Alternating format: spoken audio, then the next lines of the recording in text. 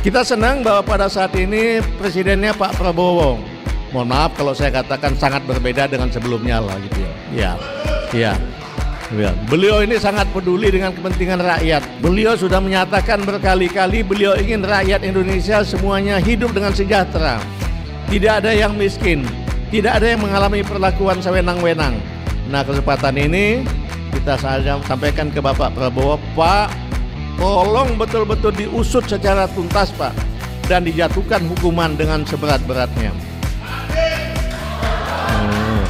Kembali saya garis bawahi, keadilan harus ditegakkan meskipun langit akan runtuh.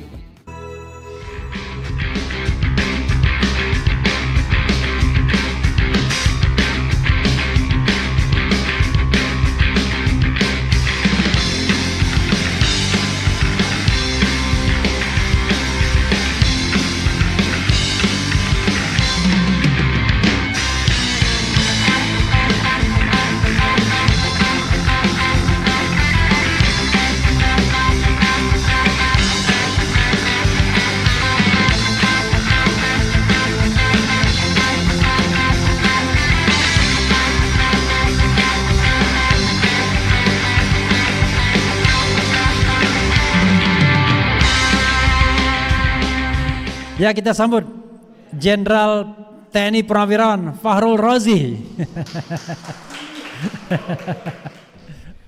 Assalamualaikum warahmatullahi wabarakatuh. Selamat malam dan salam sejahtera untuk kita semua. Saya mohon maaf karena tadi ada diskusi lain. Diskusinya cukup penting juga tentang kembali ke Undang-Undang Dasar 45. Bagus. Diskusi agak panjang karena semua diberikan kesempatan untuk ngomong. Tapi pada dasarnya memang semua sepakat bahwa sedikit atau katakanlah banyak kericuan demokrasi yang terjadi, salah satu faktornya adalah karena undang-undang dasarnya sudah roh maupun jiwanya sudah tidak sama lagi dengan Undang-Undang Dasar 45 yang asli. Ya boleh saja lah pasal-pasalnya mungkin ada yang diadakan perubahan, tapi roh dan jiwanya itu tetap roh dan jiwa Pancasila. Kalau yang sekarang kan sudah sangat banyak jauh dari roh Pancasila. Saya senang sekali pada malam ini meskipun terlambat bisa bergabung di tempat ini. Kalau saya lihat judulnya tentu saja tentang 6 laskar Front Pembela Islam. Saya bisa katakan bahwa saya, Jenderal Purnawirawan Fakhrul Razi, mantan Menteri Agama Republik Indonesia, pada saat saya Menteri Agama pun saya belum pernah kumpul-kumpul dengan anak teman-teman FPI, belum pernah mendengar ceramah di tempat mereka, dan belum pernah juga memberikan ceramah di Front Pembela Islam. Tetapi kalau berbicara tentang 6 laskar yang diduga kuat dibunuh secara tidak tanpa hak atau dengan melawan hukum atau dalam bahasa yang umum dengan sewenang-wenang, itu pantas dan harus diusut sampai tuntas, dan pelakunya maupun yang melakukan peserta melakukan pembunuhan maupun yang memerintahkannya harus dihukum dengan seberat-beratnya. Tidak boleh didiamkan. Kita negara hukum. Jadi kalau kita atau saya menuntut supaya mereka dituntut dan dihukum dengan seberat-beratnya, bukan karena 6 laskar ini agamanya Islam sama dengan saya, bukan. Seandainya agamanya pun berbeda, kita negara hukum, tidak boleh ada sewenang-wenang melakukan tindak kriminal seperti itu, apalagi namanya membunuh yang diduga dengan sewenang-wenang. Mungkin saja setelah diusut-usut ketemu bahwa ada tokoh-tokoh penting di atas yang terlibat dan akan menimbulkan katakanlah kegaduhan. Ingat betul ada gium hukum, salah satunya berbunyi bahwa keadilan harus ditegakkan meski langit akan runtuh. Jadi begitu hebatnya itu ada gium itu. Jadi kalau keadilan itu ya bukan, apalagi kalau di mata Tuhan ya, Ya, di mata agama apapun pasti menegaskan masalah keadilan gitu. Kita senang bahwa pada saat ini presidennya Pak Prabowo. Mohon maaf kalau saya katakan sangat berbeda dengan sebelumnya lah gitu ya. Ya. Beliau ini sangat peduli dengan kepentingan rakyat. Beliau sudah menyatakan berkali-kali beliau ingin rakyat Indonesia semuanya hidup dengan sejahtera.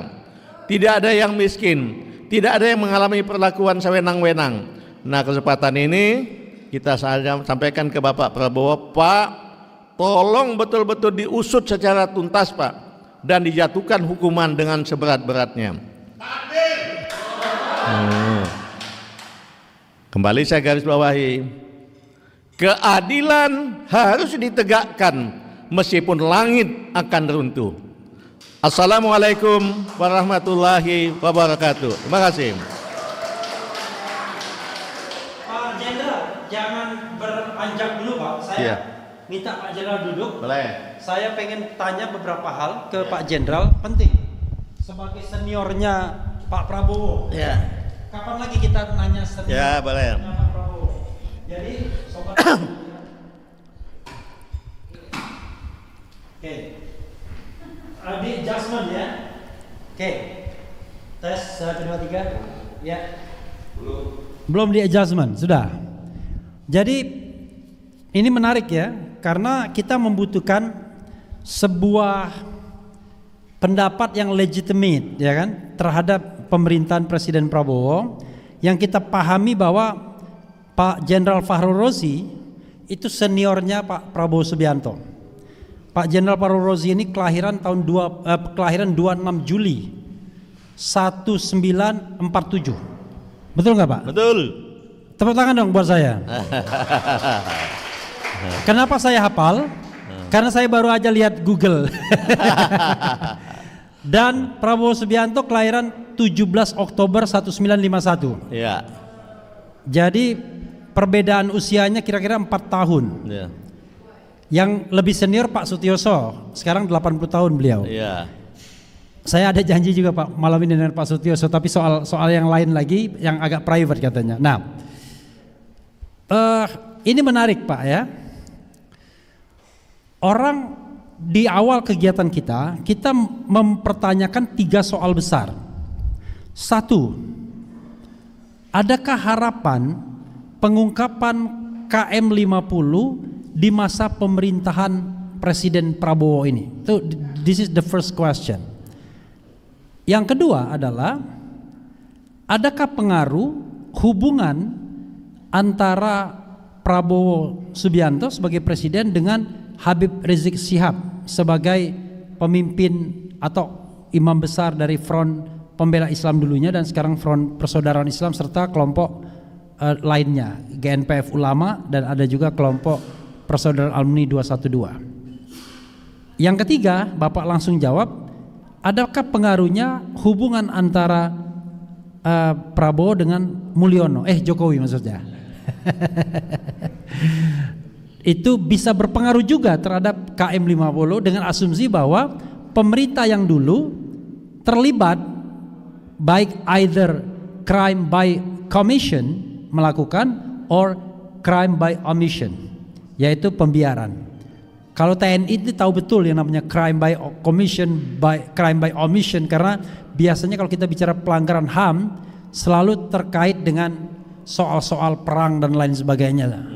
Ya, war crime, kemudian ada crime of aggression, kemudian ada genocide, ada crime against humanity sebagai sebuah kejahatan HAM berat di ICC, International Criminal Court. Kita tahu Netanyahu sudah diperintahkan untuk ditangkap oleh ICC. Silakan Pak Jenderal. Terima kasih. Saya memang master di bidang hukum dan sarjana hukum. Tapi karena saya bukan aktivis hukum, ya kadang-kadang banyak lupa-lupa juga. Tapi saya bisa garis bawahi bahwa pembiaran yang dilakukan oleh seseorang yang mestinya dia mampu mencegah itu sama dengan ikut melakukan perbuatan pelanggar hukum itu. Ya. Jadi kalau itu betul terjadi, ya siapa yang melakukan pembiaran itu padahal dia mempunyai kemampuan untuk mencegahnya, maka dia pantas dihukum dengan seberat-beratnya juga. Kembali. Kemudian apakah bisa kita menaruh harapan kepada Bapak Prabowo untuk membenahi bangsa ini ke depan? Saya bilang sangat bisa. Karena yang lalu pernah saya sampaikan bagaimana kekhasan Pak Prabowo ini. Dia bangga sekali dalam masuk suatu kesatuan, dia membenahi kesatuan itu dengan sebaik-baiknya. Saya contohkan, pernah yang lalu saya sampaikan, misalnya pada saat Danjen Kopassus, misalnya betul-betul satuan ini dilantik dan dilengkapinya dengan sangat baik, gitu, tanpa mengecilkan komandan-komandan sebelumnya. Ya kalau Danjen Kopassus kan pasti orang pilihan ya, tapi jadi tanpa mengecilkan beliau-beliau itu, saya bisa katakan bahwa setiap ulang tahun Kopassus kan selalu disebut setiap ulang tahun kesatuan manapun ya, siapa komandan pertama, komandan kedua, komandan dan sebagainya, tanpa mengecilkan komandan-komandan danjen-danjen yang lain. Pada saat disebut namanya biasa-biasa aja, tapi pada saat disebut danjen kesekian, Mayor Jenderal TNI Prabowo Subianto, wah gegap gempita anggotanya menyambut itu, tepuk tangan, menunjukkan betul-betul dia meninggalkan kesan-kesan yang baik di kesatuan.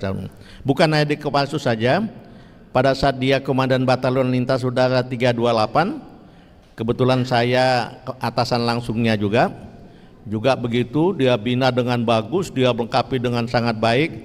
Sampai sekarang pun kalau ulang tahun kesatuan Batalion 328 Lintas Udara Brigif Pelindung 17 disebut nama dia pun gegap gempita, mereka menepuk tangan untuk Prabowo. Padahal beliau bukan siapa-siapa lagi, dan mohon maaf pada saat gegap gempita itu beliau malah sudah berada, katakanlah dalam tanda petik ke luar Indonesia gitu ya. Bukan di Indonesia lagi, tapi tetap gegap gempita anak buahnya atau mantan anggotanya menyambut beliau. Nah kemudian pertanyaan lainnya tentang apa yang bisa kita harapkan dari beliau ya. Saya kira memang ya harus kita sampaikan ke beliau situasi seperti ini, tentang ada kesewenang-wenangan terhadap yang diduga kuat terjadi kesewenang-wenangan terhadap 6 laskar FPI, dan saya yakin beliau yang memang bertekad kuat untuk membangun bangsa ini dengan baik, membuat semua rakyat merasa sejahtera dan hidup bahagia di Indonesia, pasti menurut saya 100% beliau akan mengambil langkah-langkah untuk membenahi ini. Kita tinggal menyampaikan aja data-datanya, dan beliau saya kira sudah sangat paham, dan insya Allah saya yakin beliau akan menugaskan aparat terkait untuk melakukan langkah-langkah pengusutan dan tentu saja penindakan tanpa memandang bulu siapapun yang terlibat di dalamnya. Amin ya rabbal alamin. Oke, saya harus menyampaikan pertanyaan kritis kalau begitu. Apa yang ternyata Pak Jenderal ini satu generasi dengan Pak Luhut Binsar Panjaitan ya? Betul. Jadi Pak Luhut itu lahir 28 September 1947, lebih tua Pak Jenderal berapa bulan? Ya mungkin lebih kemudian tua saya. Kemudian sama Pak Wiranto lebih senior lagi. Lebih senior ya? Pak Wiranto lebih senior. Tapi 47 juga dia, 47 awal ya? Iya, kalau beliau kan masih AMN ya. Oke. AMN 3 tahun, kami Akabri udah 4 tahun. Oke. Jadi pertanyaannya adalah yang disampaikan Pak Jenderal itu harapan atau persoalan statement etis seorang senior, atau memang sebuah keyakinan bahwa Pak Prabowo memang pasti akan melakukan proses pengungkapan kasus ini seadil-adilnya, setransparan mungkin. Karena latar belakangnya sederhana, kasus ini kasus yang sangat janggal. Saya sebagai orang hukum cuma geleng-geleng kepala bagaimana hukum ditelanjangi di depan mata. Ini mohon maaf Pak, seperti kita melihat orang mencuri di depan kita, kita tahu dia mencuri tapi dia dengan santainya mengatakan tidak mencuri, padahal kita melihat dengan mata kepala sendiri. Nah, saking transparannya. Tapi tiba-tiba Pak Jenderal mengatakan Pak Prabowo akan mengungkapkan ini. Silakan Pak. Ya sebagaimana saya katakan tadi, beliau betul-betul punya tekad untuk menjadi presiden yang sesungguhnya buat bangsa Indonesia ini. Beliau diberikan kepercayaan, ya mohon maaf beliau sudah gagal 3 kali menjadi presiden. Saya kira beliau ingin menunjukkan harus menunjukkan dan ingin menunjukkan kepada rakyat Indonesia bahwa saya ini Prabowo betul-betul 3 kali ingin jadi ikut kompetisi untuk jadi wakil presiden sebelumnya dan jadi calon presiden, betul-betul untuk membenahi bangsa ini agar menjadi bangsa Indonesia yang baik sebagaimana yang dicita-citakan oleh pendiri bangsa ini. Kedua, saya memang dalam kapasitas dua-duanya, baik sebagai pernah menjadi atasannya, pernah menjadi temannya yang sama-sama pendidikan sekolah. Saya pernah sampaikan bahwa kami pernah bersama bertiga mengikuti pendidikan jangka pendek intelijen di Hawaii. Saya pimpinannya, beliau salah satu yang sama-sama dengan saya. Bahasa Inggris saya tidak sebaik Prabowo pasti. Beliau sangat membantu saya dalam melakukan kepemimpinan saya pada saat kami mengikuti pendidikan pendek intelijen di Hawaii, Amerika. Satunya lagi siapa Pak? Bertiga ini? Ada satu lagi ya dari Kopassus juga, tapi udah meninggal, saya tidak ingin sebut namanya. Oke. Sudah meninggal sekarang. Iya. Jadi betul-betul kami sama-sama, saya paham beliau sebagai atasan dan sebagai yang pernah menjadi atasannya di dalam kepemimpinan. Dan dalam pergaulan pun saya paham sekali tentang Prabowo ini. Ya tiap orang pernah melakukan kesalahan, dan kesalahan itu pun pada saat disampaikan ke kami karena cintanya kepada Indonesia, yang dia anggap bahwa itu yang dia lakukan betul-betul bisa membuat Indonesia menjadi lebih baik meskipun itu salah, dan itu telah diberikan hukuman yang sepantasnya buat dia. Jadi kalau saya yakin sebagai atasan dan sebagai yang pernah menjadi atasannya dalam kepemimpinan di TNI, dia akan melakukan hal yang terbaik untuk membangun bangsa ini ke depan. Terima kasih. Itu pernah nggak direct satu batalion atau satu institusi? Kalau sama Pak Luhut kan memang dia Kopassus, Pak Luhut ketuanya, dia wakilnya dalam divisi apa gitulah, Gultor atau apa nggak ngerti, saya lupa saya. Iya. Nah kalau Pak Jenderal, pada saat beliau Komandan Batalion 328, di atasnya adalah brigade. Batalion ini adalah bawahannya brigade. Saya wakil komandan brigade pada saat itu. Di dalam brigade namanya kepala staf brigade. Bukan komandan brigade, tapi saya kepala staf brigade atau sama dengan wakil komandan brigade. Jadi saya atasan langsung dari Batalion 328, yang komandan batalionnya adalah Pak Prabowo Subianto. Waktu itu pangkat Pak Jenderal apa? Waktu itu saya Letnan Kolonel senior dan beliau juga Letnan Kolonel. Oke, beliau juga Ya. Letnan Kolonel ya. Iya. Sorry maaf, Pak Jenderal jadi wakil Panglima TNI itu tahun berapa sampai tahun berapa? Dan apa ya? Atau Jenderal tahun berapa? Biasanya lebih ingat Jenderalnya. Iya. Setelah reformasi Pak ya? 99 ya. 99. Jadi setelah reformasi Iya. Ada jabatan baru wakil Panglima TNI. Iya. Beliau Sebelumnya udah ada wakil Panglima TNI Pak Widodo. Oke. Iya. Wakil Panglima TNI Pak Widodo sebelumnya. Itu Widodo. Oke. Soalnya ini jabatan kadang ada kadang enggak. Iya. Iya. Kemudian ya dengan pertimbangan tertentu hilang. Tapi kemudian waktu saya Menteri Agama, Pak Jokowi sempat mengumumkan mengadakan lagi jabatan itu. Saya tahu sekali karena pada saat mengumumkannya itu saya ada di situ. Oke. Ya. Dan itu buat Pak Andika katanya waktu itu. Nggak tahu, tapi kemudian ya mungkin politik berkata lain mungkin ya. Oke. Nggak jadi diisi. Iya, soalnya memang menampung menjadi bintang 4 ini kadang-kadang slotnya kan sedikit. Iya. Kalau di Polri sebenarnya cuma satu aja slot bintang 4, tapi tiba-tiba ada kabin bintang 4 ya. Iya. Pak Farul Rozi, apapun yang Bapak komentarkan ya, agak berbeda dengan apa yang terjadi atau yang menjadi diskusi kita sepanjang hari. Tidak banyak orang yang merasa optimis terhadap Pak Prabowo mampu atau mau punya political will untuk mengangkat kasus ini kembali.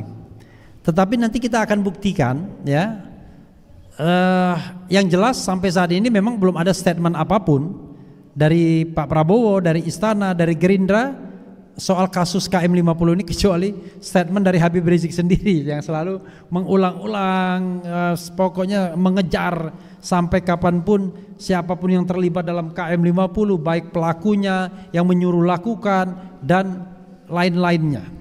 Mudah-mudahan ya, Amin. mudah-mudahan dengan kegiatan ini saya senang ya, Pak Fahru Rozi, Pak Jenderal punya perspektif yang agak berbeda. Optimis. Apalagi Habib Rizik Syihab itu kan pernah menjadi teman dekatnya Pak Prabowo ya.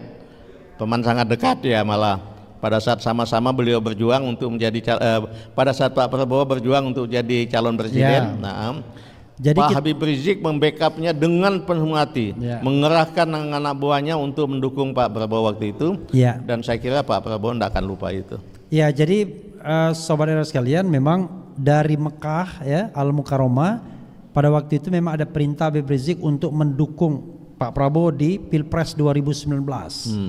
Karena itu mati-matian. Dan ini Pak, sebagian besar mereka yang datang di sini adalah orang yang juga mendukung Pak Prabowo baik 2014 maupun 2019. Tetapi seperti Pak Jenderal juga 2024, mereka ini rata-rata pendukung Anies Baswedan. Ya. jadi why kita tidak akan jawab lebih lanjut, ya kan? Apakah karena Prabowo-nya berubah, ataukah ada barang yang lebih baik? Kalau kata Bahlil kan, barang itu lebih baik misalnya, kita tidak tahu. Tetapi intinya adalah bahwa people change, ya kan? Dan waktu juga tidak bisa sama seperti dahulu, ya kan? Closing statement Pak Jenderal buat sobat era sekalian dan kawan-kawan kita, baik yang sudah pulang maupun yang masih ada di sini. Ya, kita punya keyakinan untuk Pak Prabowo untuk melakukan hal yang terbaik buat bangsa ini. Amin. Dan kewajiban kita adalah membangun kondisi yang mendorong beliau untuk lebih cepat mengambil sikap sebagaimana yang dia sampaikan pada saat pelantikannya menjadi calon presiden pada saat dilantik sebagai presiden pada tanggal 20 Oktober yang lalu. Kembali kewajiban kita mendorong beliau agar lebih cepat mengambil sikap yang sama dengan itu. Bisa saja beliau punya strategi tertentu, karena kita tahu bagaimanapun dia punya kedekatan juga dengan presiden sebelumnya. Kemudian juga wakil presidennya adalah juga adalah anak dari presiden sebelumnya. Mungkin beliau punya strategi tertentu, tapi harapan kita juga waktu itu jangan terlalu lama. Lebih cepat, lebih baik sebelum bangsa ini akan semakin rusak gitu. Itu harapan kita pada Pak Prabowo. Tapi kami semua yakin Bapak mampu dan akan melaksanakan tugas Bapak selaku Presiden Republik Indonesia dengan sebaik-baiknya, memihak kepada rakyat bagi sesuai dengan tujuan kemerdekaan yang dirumuskan oleh pendiri Republik ini. Salah satunya yaitu betul sesuai dengan sila-sila Pancasila. Jangan sampai ada hal-hal yang melanggar keadilan buat bangsa ini. Amin. Kembali saya garis bawahi, ada hukum salah satunya mengatakan keadilan harus ditegakkan meskipun langit akan runtuh. Assalamualaikum warahmatullahi wabarakatuh. Waalaikumsalam.